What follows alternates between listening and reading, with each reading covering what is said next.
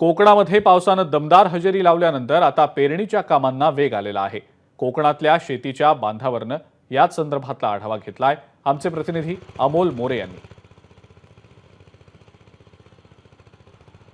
कोकणात सध्या चांगलाच पाऊस बरसतोय आणि त्यामुळे शेतीच्या कामांना वेग आलेला आहे। कोकणात जर का तुम्ही गेलात तर सध्या भात शेतीची जी पेरणी आहे किंवा त्यानंतर त्या ज्या काही उकळणी केली जाते बेसिकली ती सध्या होताना दिसत आहेत आणि अगदी बांधावरती अशा पद्धतीनं शेतकरी जो आहे तो सध्या राबताना आपल्याला दिसून येतोय।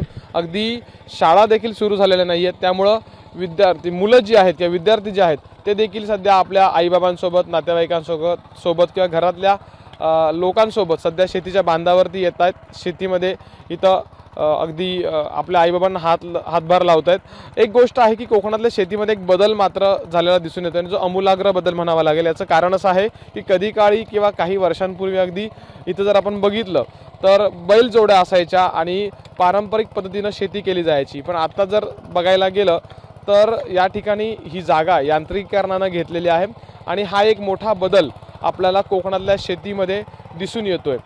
आता बैलजोडीचं काय झालं आहे, राखायला माणसं नाही, चाऱ्याचा प्रश्न गंभीर झालेला आहे आणि सगळी लोक आता मुंबई पुण्यासारख्या शहरात गेले आहेत। त्याच्यामुळं आता आम्हाला मशीन परवडते, पेट्रोल टाकलं नेलं की काम होतं आहे। जो त्याचं म्हटलं की त्याला मनुष्यबळच आपल्याकडे आता उपलब्ध नाही आहे, त्याच्यामुळे थोडंसं आपल्याला त्रास होतो आहे।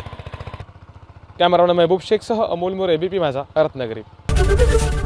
एबीपी माझा, उघडा डोळे बघा नीट।